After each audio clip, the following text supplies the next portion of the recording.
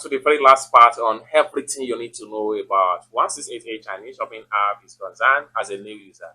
Now, in this part, we are going to wrap up this particular section with how to type search in two different ways on 1688 Chinese shopping app. Now, the very first thing you need to do is to come to the top right here, click on here. This allows you to enter the product name that you are looking for. If I click on here now, then you can type in English language or in Chinese character.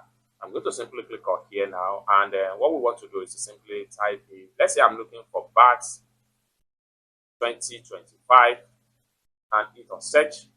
Then in a few seconds, you'll see all bags available as a new product 2025. You can see right here. So you can, the more you scroll down, the more you see bags of different category of that particular same year.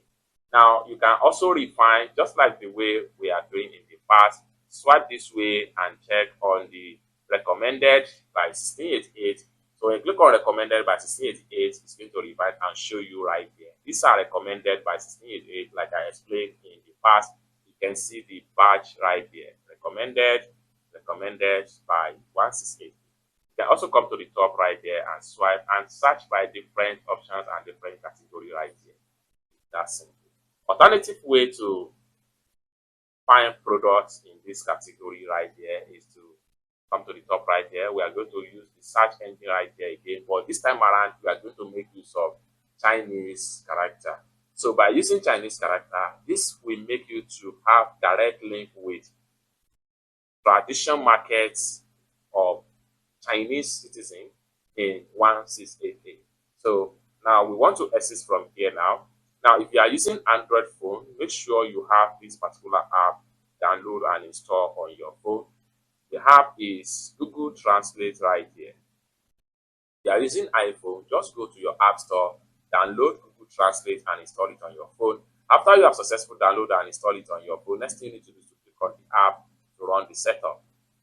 Now, the next thing you need to do is to set your language right here. Here, make this to be whatever language you can type and translate it into Chinese tradition. So I'm going to put it in English language, and I'll come to the enter text right here.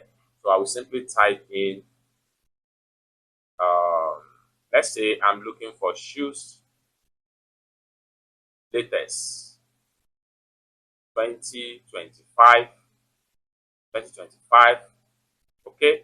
The next thing I'm going to do is to simply click on here to copy the Chinese character. Then I have to head over back to my 1688 search engine right here. Then we are going to close this, click and hold down, paste. Then we have it right there. We click on search. Then you have the direct Chinese tradition of shoes manufacturer from different category right here. However, there is no much about 2025 right here, but we have one right here. We have another one right here. So the difference between using English to search is that difference between using English to search and the Chinese character to search is that using Chinese character connects you with only pure Chinese trading market section, which allow where you can still get more cheap product instead of using English language, because there is a way they program everything.